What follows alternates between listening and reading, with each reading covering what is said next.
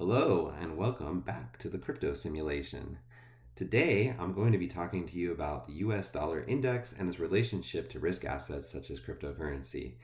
This is not financial advice, and I am not your financial advisor. I'm not a financial advisor, so please always do your own research and consult your professional before you do any investment decisions. Okay, so this is the dollar chart pulled up on the monthly, going all the way back to its inception in 1968. Even though the dollar has been around a lot longer than that, this is how long the Dixie chart data is available for. And I've drawn a logarithmic regression line, as I always like to start things out on this channel, with plus or minus 3 standard deviations away from the mean in increments of 0.5. And you can see that in the 70s, the dollar spent a lot of time underneath the mean line, and what was this due to? This was due to high inflation. And then along comes Volcker in the 80s, and bam, we go all the way up to, I would guess that's like almost 4 standard deviations above the mean. Interest rates were insane during that time, and then we came crashing back down in the 80s into a series of recessions. I think the oil shock recession, you also had the Gulf War recession, and then we crossed right back through in the 90s, had a nice another bull run on the dollar.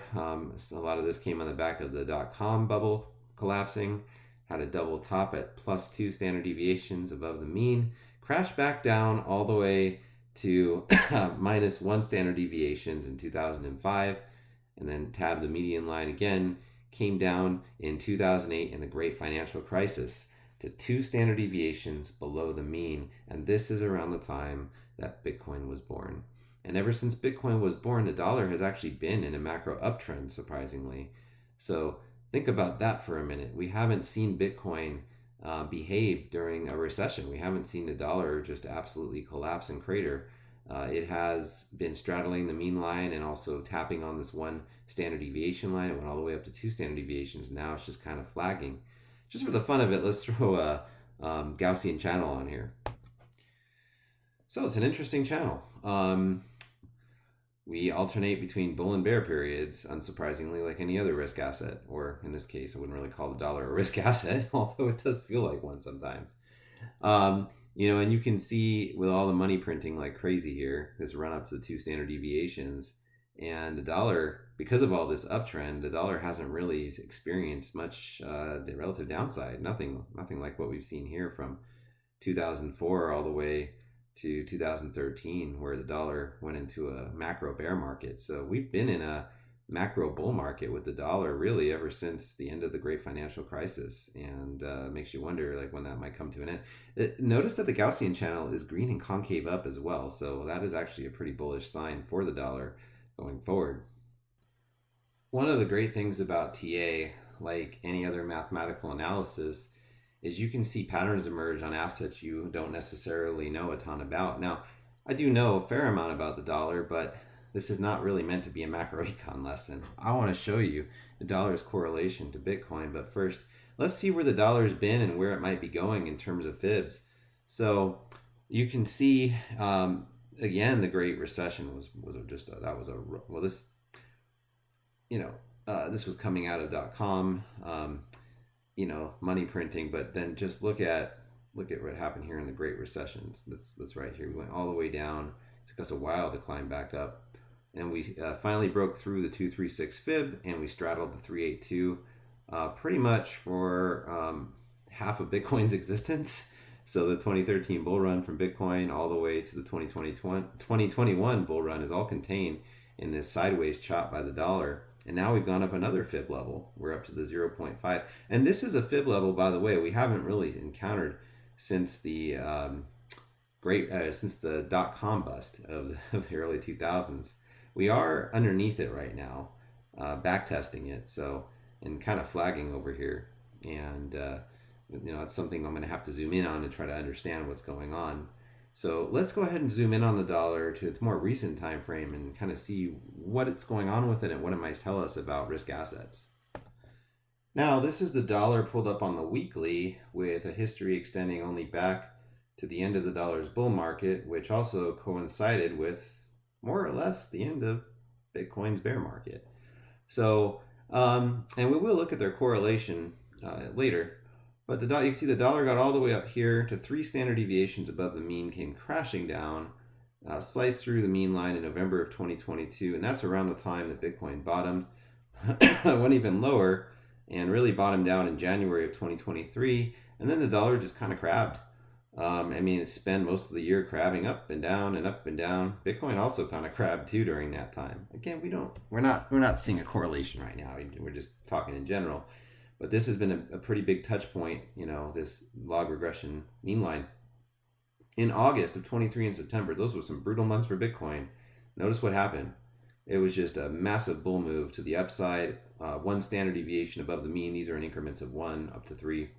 And then we kind of came down again. That was bullish for Bitcoin, as you remember. And then boom, we're back up again. So you can kind of, sense what might be coming here. We have a higher low for the dollar, something we haven't seen in quite some time. And that is something definitely to take note of. What does the Gaussian channel look like? Here's the Gaussian channel pulled up with some moving averages. You can see the beginning of the dollar's bear market as we slice through a green Gaussian that's concave down exactly as we'd expect. We had a little bit of a local bottom in here at the bottom of the Bollinger Band, shot up, and this was during a rough time for risk assets, and then we hit resistance at the top of the Gaussian channel on the weekly, came back down, and now we're testing it again. Notice that the median line of the Gaussian channel has been red since June of 2023, and we're about 6 months in, and we're seeing this mean line started to kind of flatten out a little bit. It is no longer concave down. In fact, it's kind of looking, I would just say, flat. That's kind of an interesting development. You can see the Bollinger Band's really squeezed in here after being very wide, which you expect from a transition of bearishness to bullishness, but they're starting to open wide again. So yeah, this is a little bit of a hard read here. We're butted up against pretty significant resistance. We are in the lower part of the Bollinger Bands, which you fully expect to happen during a bear market. You don't usually pop your head above the 20-week moving average for that long. So I guess the question is, are we going to pop our head up above here again? Are we going to do another little, thing like that? Maybe. Here's the simple moving averages, the yellow being the 20-week, the blue being the 50-week, the white 100-week, and the red the 200-week. You can see that the moving averages are not where we would want them for a bull market for the dollar. We've been pretty much trending under the 20-week. It's been acting as resistance, and it looks like the 20-week's trending down again. So who knows what's going to happen here, whether we blast off above it or not. Hard to really tell just looking at a chart. But you can see all these moving averages kind of converging together. You've got the 100-week, the 50-week, and the 200 and the 20-week all kind of coming together here. We're a long ways from that 200-week. That's pretty far down at like 99. So a lot of air below to fall if we wanted to go down. There looks like there's some pretty strong support here, and this is moving up. So we're going to have to look at some technical indicators to get an idea of what might be going on. But one clue might actually be in the structure of this downtrend. So let's go ahead and take a look at the structure of the downtrend and what it might be telling us. So here you can see some structural technical analysis. You have a really large triangle that starts in January of 2022. The crest of the triangle up here, this vertex, is in October of 2022. And then we have another vertex out in June of 2024. We had a falling wedge that took place from around, I guess this is September of 2022, my bad, all the way till roughly July of 2023. And then we had a powerful blast out of this falling wedge, which is typically what happens with falling wedges. These are very bullish formations, common formations during the beginning of a bear market. We hit resistance at the on the leg of the triangle, came back down, and now it looks like we're trying to head back up. So, my whole thesis has been that Bitcoin is going to show weakness this month. I know you haven't really seen it yet, but I think it's coming soon. Watch my Bitcoin video for more on that. But, I would say sometime this month, maybe we're going to hit the vertex of this triangle, and that's probably going to correspond to some weakness in risk assets, but, maybe not significant drawdowns. This target, by the way, that you see is a false target at this point because we never achieved it. The more likely outcome, honestly, is that when you're in a triangle for this long, especially this rising wedge structure going up this way, your most likely outcome, honestly, and let's see if I can get my drawing tool out here to show you, but you're most, okay, well, it's not going to happen just like that. Maybe I should get my path tool going. So, yeah, let's do path. And so if we start here, maybe we come down after. It's hard to say exactly when this is going to happen or how this is going to play out. We rarely go straight down. You know, I don't know if we even get another bounce. Maybe we get like one more bounce heading into the late April or May. I don't know. And then my base case is that this breaks to the downside. Sorry, this tool is a finicky one. So I don't know if it'll break that far down, but that's probably an exaggeration. But that's kind of my expectation, is that we break to the downside out of this triangle, which should be very bullish for risk assets. And that's probably when you're going to start to see altcoins fly off the shelves. So I think altcoin season could begin whenever this triangle finally breaks to the downside. But as long as we're in this range, I don't think anything that exciting is going to be happening in high risk assets. Looking at the ADX and DI, it is crab season for the dollar, and it's been crab season ever since January of 2023. And we're just alternating between periods of bearishness for the dollar and periods of relative bullishness, although much more bearishness than bullishness, because the dollar is technically in a bear market. It's kind of like right now we're at a complete standstill. I mean, you've got the ADX down at 14, which is pretty weak. You've got the red DI and the green DI practically kissing. So my anticipation here is that we see the green DI cross the red, which will be bearish for risk assets. But that's kind of my base case, is that that's what's going to happen this month. I don't think it's going to be particularly dramatic. You saw we were in a triangle, and we're getting near the end vertex of the triangle, so I certainly do not expect a massive breakout to the upside.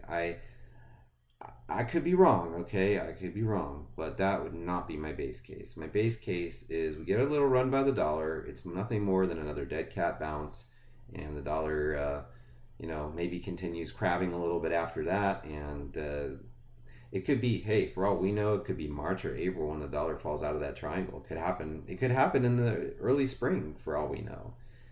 That triangle isn't going to last forever. It's going to have, the Bollinger Bands are going to start to squeeze, and that lack of volatility is going to affect the dollar. So, yeah, this is making me think a move to the upside for the dollar is coming, but nothing that dramatic. This indicator is called a Gaussian ribbon, and it gives you an idea of the bullish strength or the bearish strength within a trend. And it works a little bit like a Gaussian channel, not quite. There's a little bit of difference in this. You can see we're riding the bottom of this green bubble, and I expect that this is actually kind of an interesting thing. It almost looks like we might turn red here. And that is not what I'm expecting, but it does make sense when you think about, if we pull up the actual Gaussian channel, you can see we are in a red Gaussian channel, so the dollar could actually get rejected here. Maybe my base case doesn't play out, which is that we get a move above it. We are at an indecision point, and if we look at what's happened in the past with the weekly, usually when your color starts getting squeezed out, that's typically when you're going to get a move heading in the other direction. That move can start before you get squeezed out, because this is a lagging indicator. But we've got a green bubble that's starting to close, and we have fallen through, and so maybe we do get a red bubble here. Maybe February isn't what I think it's going to be, and it could be March that ends up being the month for the dollar to be kind of bullish. So it's a tough one to read. We're so neutral right now. So we have one win for the bulls for the dollar and one for the bears. You can see that when we squeeze tight, that's usually the end of it, and we start another bubble. Yeah, this is actually making me question my own TA that I just did in this video, and that's kind of it's kind of the way things go. So maybe the dollar goes down. Down to where? I have no idea. I don't have my log lines up, but I know we've been crabbing. Maybe we put in a slightly higher low, and then maybe it's March. March is when we get that next bounce, and then maybe we come down in April. This is consistent with the halving being bullish and having some pain maybe in March, and then maybe well, I don't think we're going high like that, but selling may and go away. Maybe that happens. I don't know. I think we'll be breaking out of that triangle pretty soon, though. So, yeah, this is kind of interesting. Now I've got 1 point for the Bears, 1 point for the Bulls. We're going to need to look at something else. The RSI is of no use. Look, we went from overvalued to undervalued, and we are dead in the center. That's just such a hard read. And so, what it seems like it might want to do here is come down after seeing that Gaussian ribbon. That definitely got me thinking. This is so neutral. It's just a hard read. Man, you don't get much more neutral than that. So this indicator is kind of useless right now. Here's an indicator that might provide some better clues. This is a Trix bubble. That's what it's called. And what you see here are the triple exponential moving averages ranging from, I think, the 5 all the way to the 14. So this would be the 5-week to the 14-week. And you can notice something interesting is happening here. The 5-week is crossing into the pink, blue, and red. And there's a black one here that you can't quite see. I probably should change the color on that. And so what you're seeing is, this is the shorter moving average, this green one, and it's turning up. And what usually happens when it turns up? We usually get upward price movement, like almost every single time. So this is a clue that possibly what's more likely is bullishness. So we have 2 points for the Bulls and 1 point for the Bears. And this would be consistent with my February thesis that we head up a little bit more for the dollar. And maybe I can draw kind of the path that this might take. So if you start here, this is your green. Maybe, it's hard to say how high we come up. I mean, we came up this high. It could be pretty nasty for risk assets, right? We have been putting in higher highs, but then we also just put in a lower low. So I don't think so. Probably something like this, maybe for the green. And you can see that in the past this is typically what happens when the green crosses up. You're about to get a move to the upside. So I'm sure there's false signals in here somewhere, but it's pretty reliable. So the Trix bubble is telling us that the dollar is bullish and that we're likely to have a breakout to the upside. That's my base case. That is consistent with my analysis of Bitcoin. 2 points for the Bulls, 1 point for the Bears. There may be a clue here as well. What you're seeing is the relative volatility index, or RVI, of the dollar. And this is like the relative strength index, but instead of measuring price, it's measuring the volatility of price.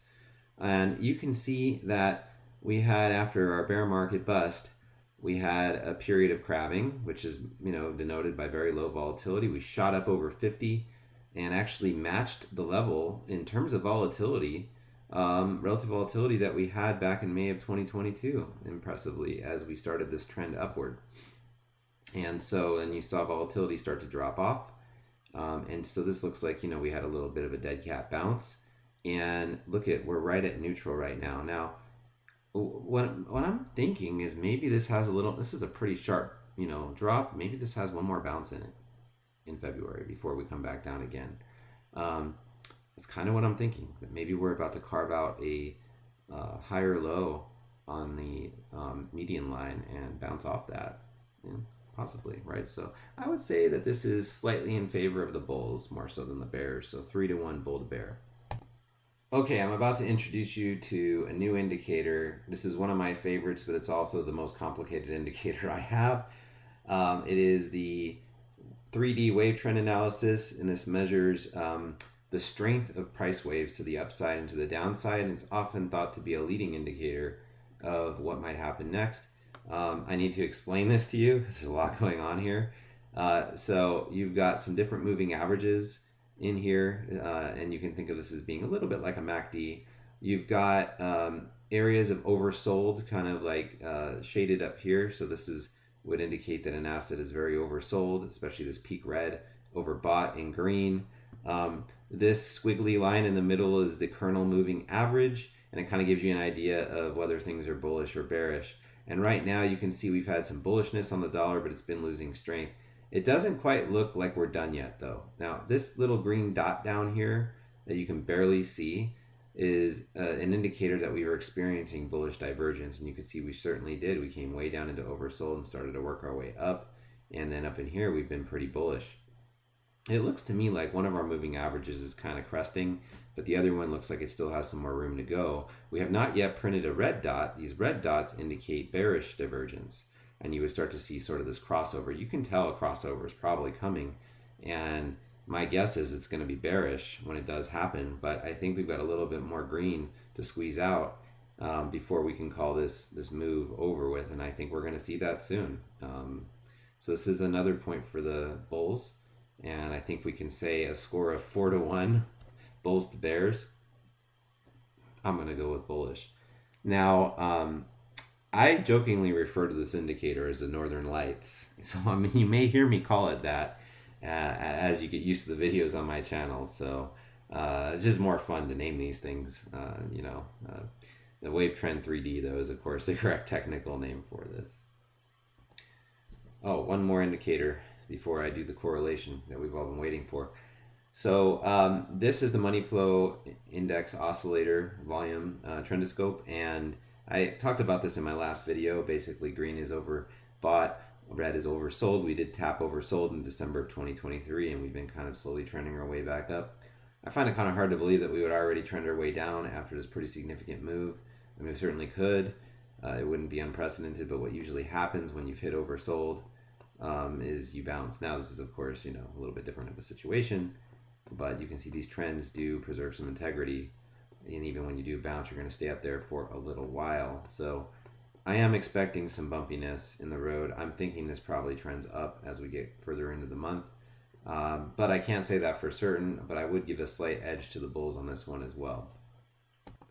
So you might be wondering, how strongly correlated is the dollar's movement with Bitcoin price? And the answer is, it depends.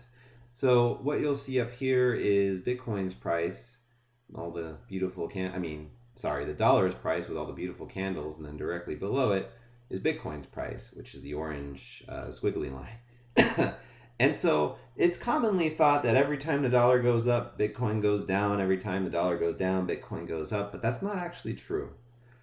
What happens is every time the dollar goes up in a very volatile way, Bitcoin goes down. When the dollar goes up in a less volatile way, there's really not that significant of a correlation. And you can kind of see that. The correlation coefficient is over here on the side. We have 0 all the way down to negative 0.8, and then again 0 to 0.8. And we can see we had a pretty strong positive correlation right here in November of 2023, where the dollar was coming down pretty significantly on a daily time frame. This is on a daily, by the way, and Bitcoin was shooting way up. But then, if you look back even further, you can see that this was just kind of relatively flat. You had the dollar moving up pretty significantly. Yeah, Bitcoin got a drop, but it was mostly just kind of crabbing. And you can see that crabby behavior here. So even the dollar moving up, Bitcoin moving slightly down, and so you're getting, a negative correlation right there. And you can kind of look at the history of these correlations, and you can see that you get these spikes when you have a lot of volatility usually, and you can actually see it in the chart by this big separation that happens. Okay, so you've got the dollar trending down and Bitcoin price trending way up, so you've got a very strong negative correlation. So they're very negatively correlated, and you're not going to find it to be the case that they have a lot of positive correlation. I think I may have misspoke earlier. I want to correct myself. So down here in the negative line, you'll see this is negative correlation for Bitcoin versus the dollar. The positive is for positive correlation. Bitcoin and the dollar do not tend to have positive correlation, meaning the dollar moves up and Bitcoin moves up along with it. But it does have a lot of negative correlation. And so you can see that right now we're very negatively correlated. We have Bitcoin price kind of heading somewhat up, and the dollar has been heading somewhat down. So that's a negative correlation, doing the opposite. Right here, this is where they were crossing. That was considered kind of neutral, so no correlation. And if you look back, you can see there have been times where we have had, price move up and Bitcoin move up. Dollar moves up, Bitcoin moves up. But you tend to see these correlations, kind of the negative ones, when you have very volatile price movements. So the dollar, and this is really no surprise to those of you who understand the dollar is usually very negatively correlated price-wise with Bitcoin. Now here's an exception. Back during the bull run, we actually had the dollar increasing, And Bitcoin was increasing as well during its mania phase. And a lot of that was probably just retail pouring in with money. And so you had a strongly positive correlation, but you have to look back quite a ways to see that positive correlation. Usually you have a negative correlation, and those positive ones tend to not last very long. So, the take home message here is that the dollar is usually negatively correlated with Bitcoin and rarely positively correlated and not too often neutral. So, most of the time, um, when you see these like big impulsive moves out of the dollar, I guess it just depends on what's going on in the background of Bitcoin. So I don't think we can really make any predictions off of this correlation index. It just kind of shows us what seems to be true most of the time.